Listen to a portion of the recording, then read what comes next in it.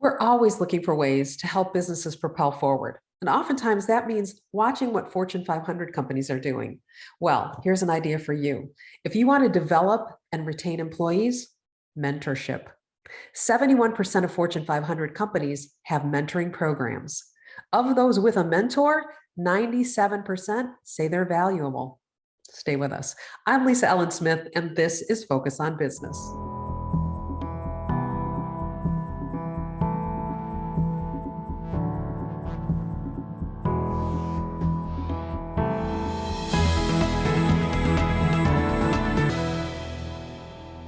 Well, I'm glad you came to the show today. We've got a good one. We have Katie Crick from Cedar River Insurance here today. Hey, Lisa. How you doing? Good to have you back. Thanks. Also, Michelle Massey, Vice President of Community Outreach and Customer Support from TechSmith. Welcome. Hi, thanks for having me. Yeah, it's good to have you. We're talking about mentorship today, and I think it's a really important program. Doing a little research about this. Mentorship programs, it's 71% of Fortune 500 companies have them. Of those, 97% say that they are valuable. So there's got to be something good going on here. And yet, when I talk to small businesses, and again, that's, companies with 500 employees or less, I don't hear a lot of mentorship programs in small business. So let's talk a little bit about that. Both of you, successful women in business. Let's hear what your experiences have been. Michelle, you in particular, I'm so excited to have you here. I want to say congratulations. You are the 2021 Athena Win Award winner. So that's Women in Power. And that means you've definitely been giving back. But can you point to a mentorship experience in which you were the mentee and then maybe how that made a difference to you? Absolutely. Thank you very much for acknowledging the Athena Award. I am just beyond honored, and it's just been one of those things that I will never, ever forget in my entire career. Mentorship for me, I've had experiences in a company that had 122,000 people in it. And then I have worked for a company that started off with only 30 people in it. And the experience is definitely different, but valuable, regardless of where you may fall in the spectrum of corporate size. When I was a mentee, it really was more at the beginning of my career as I was just getting started into leadership and I wasn't an individual performer anymore. And my first mentor was a female. She was my manager, and she really led by example. So even though there was formal mentoring paperwork and there was formal mentoring structure, we did what fit us best. So my takeaway from that was a structure is good because it holds people accountable.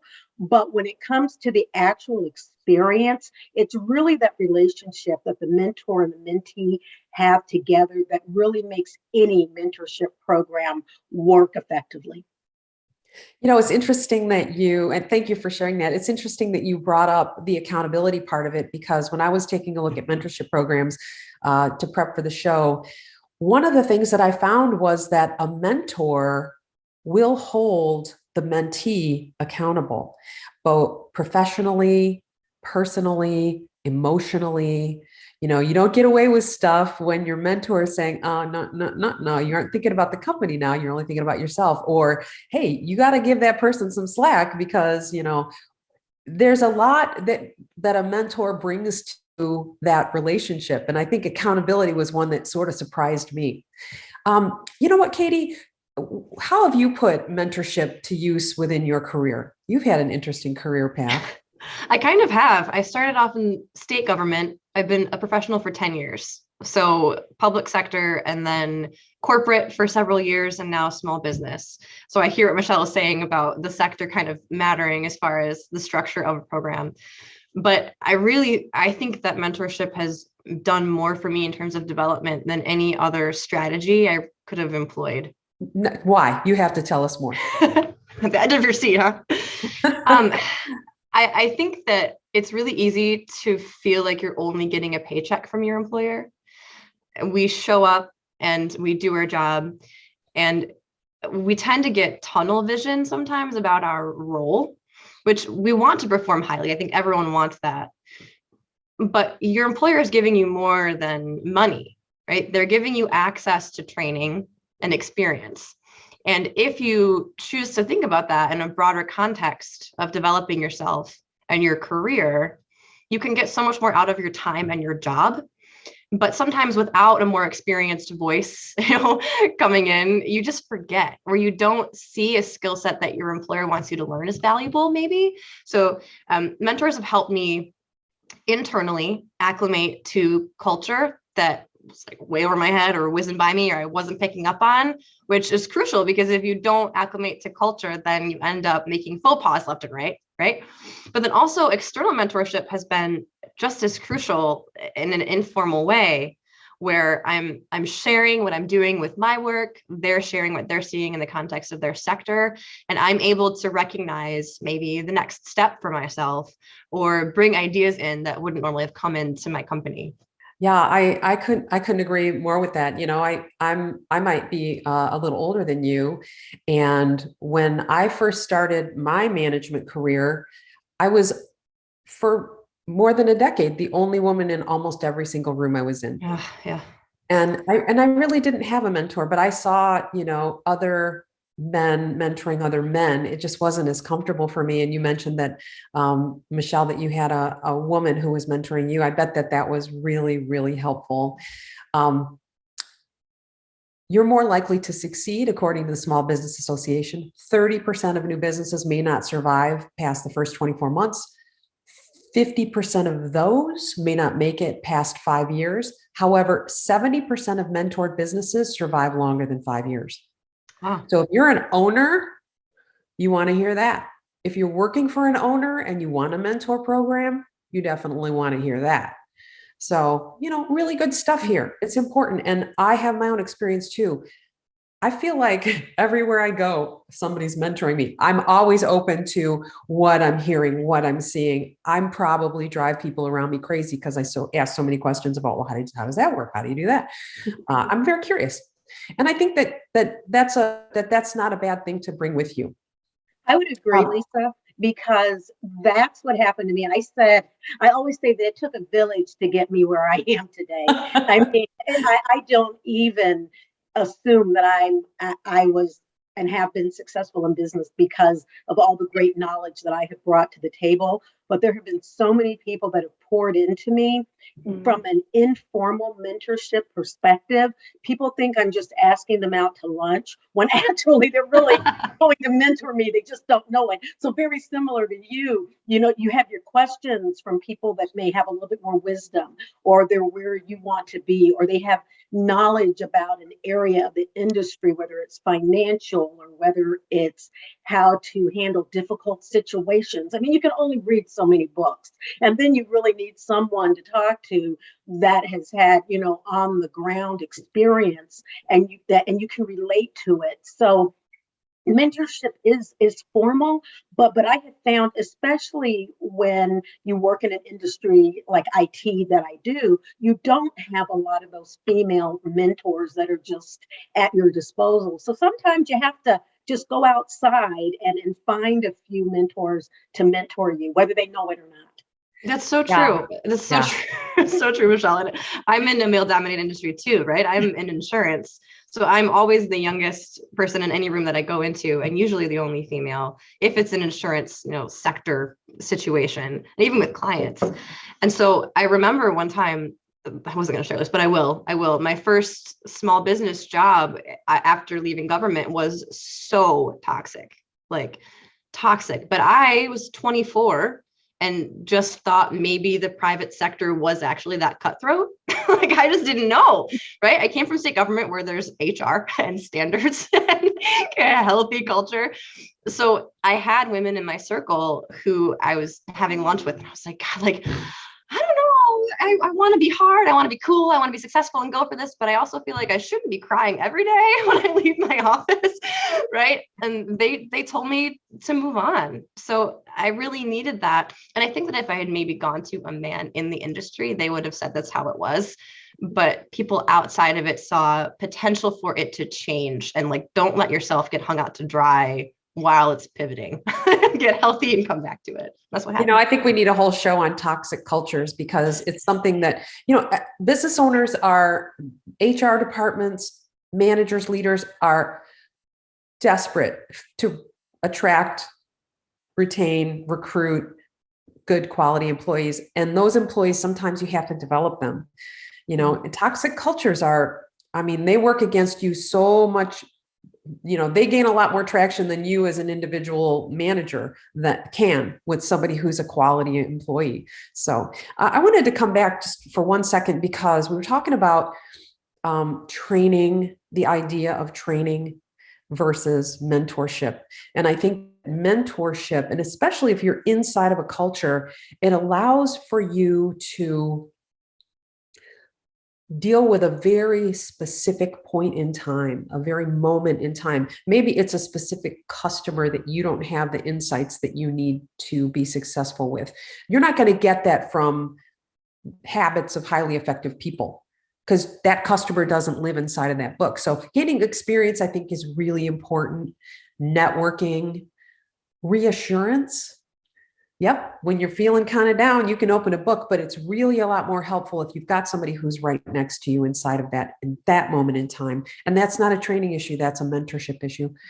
And then encouragement, I think, is also a really powerful word for mentorship.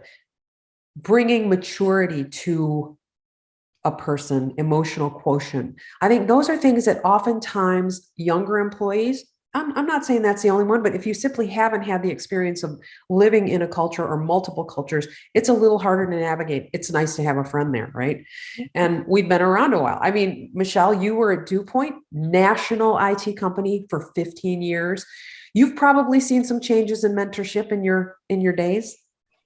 Absolutely, especially in the very beginning when you start at a company of 30 people, no one's really mentoring anyone. You're just trying to get the job done. It's a small business. Everybody wears multiple hats. And so you're trying to figure it out while somebody else is trying to help you figure it out. And that really is really mentoring, I think, at its core, because you have a vested interest in the success of not only the individual but the company as well. So there was really that warm fuzzy that you sort of get as the company grew. We had to start putting things in place to make it more formalized. But even with a lot of companies, it's not about the book, it's not about the paper, it's not about, but you align yourself, or you align individuals with the appropriate people that are going to help them succeed. So it went from more being informal to formal, but not bureaucratic and red tape. And the one thing that I want to make sure that I get in is that I actually asked an individual, a male individual, to mentor me, and he declined, which you have to understand that just because there are attributes that you assume that somebody can pour into you, or there's knowledge that they can give, everybody may not be set up to be a mentor. That may not be something that's in their bucket that they can give. The timing could be wrong. There could be a lot of things. So I want to make sure that I say that mentorship sometimes may be not now. And it may be personal, it may not be personal, but when you're looking at whether it's informal or formal, or there's a program, there may be somebody that you want to have mentor you that just doesn't have the capacity to do it. So I wanted to make sure that I got that. What an interesting thing to say. I mean, I think you should have seen Katie and I's face. You can't. Jaw drop. Like, who would say no to Michelle Massey? What? That's right. How dare you? Do you know she's a future Athena winner? But that is fascinating. On the flip side, I managed a big broadcast company for many years, and I had people in my department that would not stop mentoring people. Like I had one in particular that spent way too much time on it, and they got a lot of satisfaction out of it. But you know what? We also have a job to do. So let's show that balance. Let's live that balance. And then one that just simply, every time somebody new came in, I'm going to mentor this person. And I'm thinking, boy, I wish you wouldn't. I mean, you're going to just give them every bad habit that I'm trying to, knock out of you. So, I mean, it can be tricky. And so I guess sometimes these formal rules can be important. And the question is always, and I think you both have sort of said it, does the mentor find the mentee, or does the mentee find the mentor?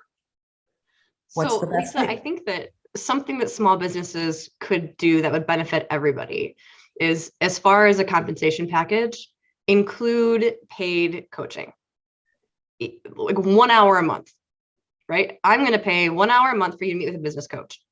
And that sets boundaries. The employer is picking the coach, they're external. Hopefully the coach has worked with that small business too, so they have kind of similar language and approach to problem solving. But I think as an employee, as a young professional, I would be more attracted to a company or a job offer that specified that, said that, did that for me, even if it's, it's like a $200 a month value or whatever coaching level you want to give, way more than a ping pong table and a cereal bar. Those things are fun, but I would feel much more invested in. And again, to your point, it protects that employee from being influenced by bad habits or negativity that you don't want them to be. I'm writing that down. I have that written down, because at TechSmith, we allow people to shadow and take time away, but it's not that formal type of, we have your back. You have the freedom to do it, but it's not as formalized as making it a perk for the employee. So I'm definitely writing that down and taking it to HR. So thank you very much. Oh my I'm gosh, literally taking it to my next leadership meeting. Biggest takeaway of the day. Absolutely. And I have to think, there are formal groups like that they're not called mentorship. Like, for example, I am sending my integrator, who is my right hand at the company, to a group of professionals called Executive Connections. And it's sort of like a CEO roundtable, but you don't have to be a CEO. And I've got to believe that there's times that she's going to want to get in a room and talk about me. That's okay, right? Sometimes I want to get in a room and talk about me, probably too often, but yeah. So I think that that's a great idea. A professional coach, maybe you can bulk up on a bunch of hours or something. So anyway, we have to kind of get back to the idea of mentorship here. I want to talk about the challenges in recruiting. I mean, you just said one of the big powerhouse suggestions of the day, add an hour of coaching. What else? What other challenges of recruiting can be solved or handled with mentorship? You are equipping your internal workforce to be promoted more easily. I'm told, at least, right? I'm not a decision maker yet, but I would imagine that would be a strength for internal hires and having a stickier workforce. But Michelle, what do you think? One of the most important things is being able to meet people where they're at and understanding what that individual need is. It takes a little bit more work, and it puts a lot more ownership on management, but that one-on-one individual time not only gives an employee a sense of people care about me and my career and where I'm going, but we'll be able to be better able to put them with the right mentor or get the connection better. So for me, it really is about the one-on-one time, figuring out where they are, meeting them there, and then helping them move forward from there. So have either of you worked in a very formal mentorship program? I have never actually been a part of one. I did when I was in a corporate role for the first 6 months, and it was great because there was no expectation that I had to be impressive, right? So I could ask all kinds of questions that I wouldn't want my boss to hear me asking, and it helped me a lot at the beginning. Training is usually where mentorship comes in at when you're first starting the job, because you're infusing all of that knowledge and doing a lot of interaction. And at TechSmith, it's not formal, but we have a huge training program where that sort of relationship and mentorship starts to form, but it's not formal. So not really truly formal that I've ever followed. Yeah. So, that's interesting. I think in my career, I've just kind of found people that I thought I wanted to emulate, or I wanted to know more about their success. And I just sort of roped them into mentoring me. as much as I could. I've never had but I'm certainly going to look into it after the show. This show helps me. I take a lot out of it, guests like you who are so knowledgeable, who have such great life experience. What about like a personal experience? Katie, anything that you have that you would be willing to share? They are all so embarrassing. There was one specific time, though, where I was never been in an office before. I had no understanding of hierarchy. And I was talking to a friend at his cubicle, and his boss came over and started a conversation with him, completely ignoring me. And I just didn't know what to do. Do I walk away? Do I stay? Do I chat? I stayed way too long. It was really awkward.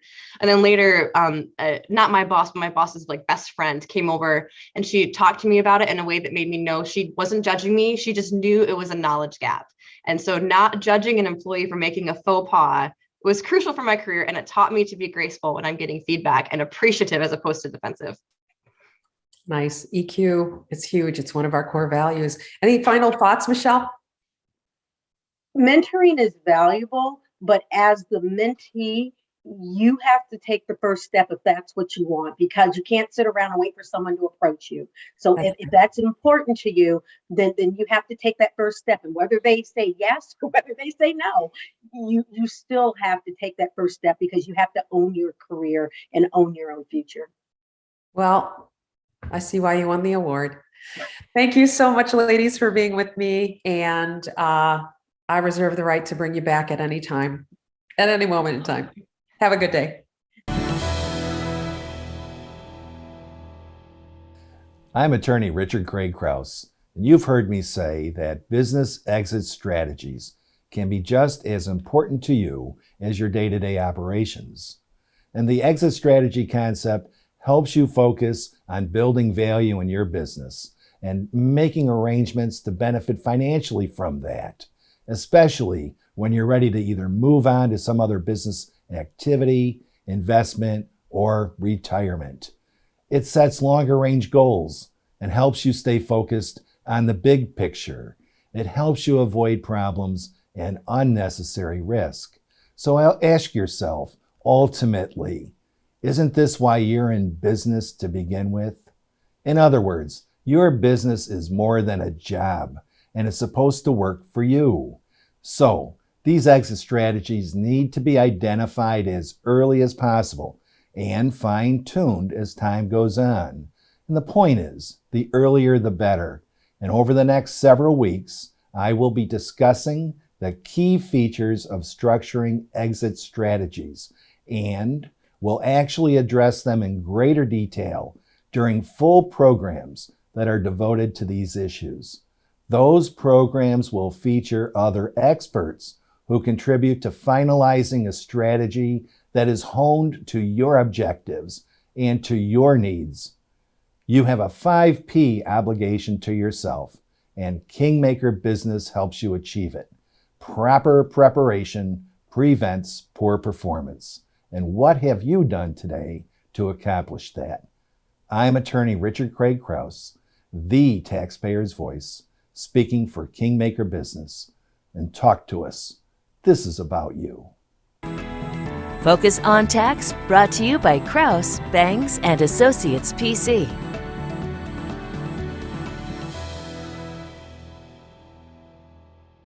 This is Denise Policello with Focus on Legal. Happy employees make a thriving workplace, but one disgruntled employee can create a toxic work environment, morale problems, and once they take those problems online, your bottom line can suffer. So let's make sure that doesn't happen to you. The first thing you really need to do is prevent this from happening in the first place, because it's very, very difficult to undisgruntle an employee. So what you need to do is be very clear and communicate with your employees from the minute they start working with you what their rights and responsibilities are. They do not have free speech rights in the workplace.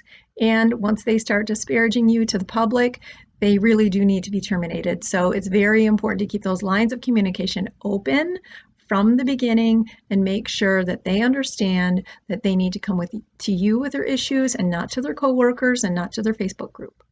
And then the second thing you need to do is act quickly and decisively. This is not the kind of thing you can let languish. One disgruntled employee can quickly become 10, and then you have PR nightmare, and you want to get in front of this as soon as possible. And frankly, if you don't get in front of this as soon as possible, it will quickly get out of hand and they will need to be terminated. So have a sit down with them, make sure they understand their responsibilities for bringing their grievances to you and nowhere else. And, you may need to terminate. And honestly, this is the point where I'm almost always counseling my clients to terminate. So we want to prevent that. And then the third thing is to, kill them with kindness, as we say. You do not want to engage with your employees on social media, whether they're current employees or former employees. This will backfire on you. It will be a PR disaster. So do the happy thing and flood your social media with positives. And remember to always consult a qualified business attorney before you're taking any adverse employment action. Focus on Law, brought to you by Pochella and Associates, PLLC.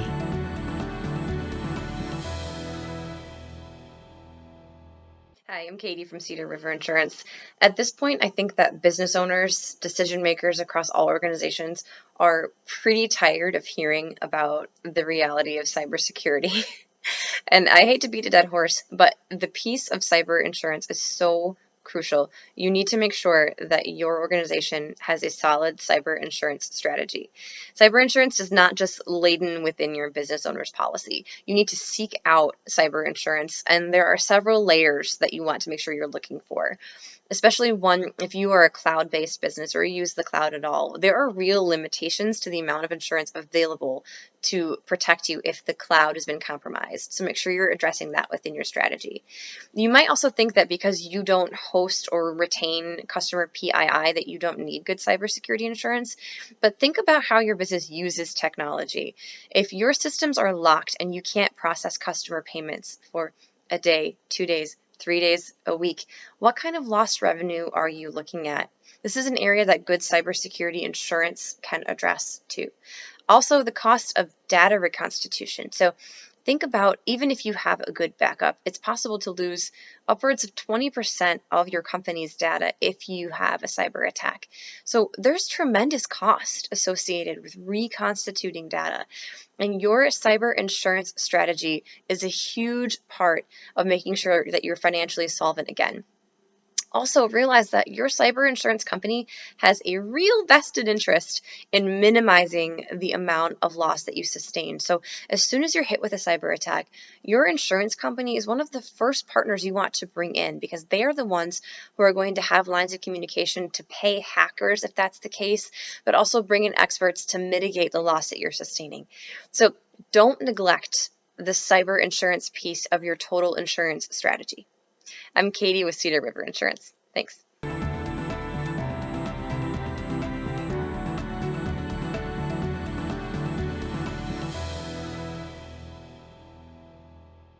The executive producers of Focus on Business are looking for your stories. Stories from owners of established businesses that have come through amazing adversity, bucked the odds, found the next big thing. If you have a story, we want to hear from you. Go to our website and maybe we'll invite you onto the show.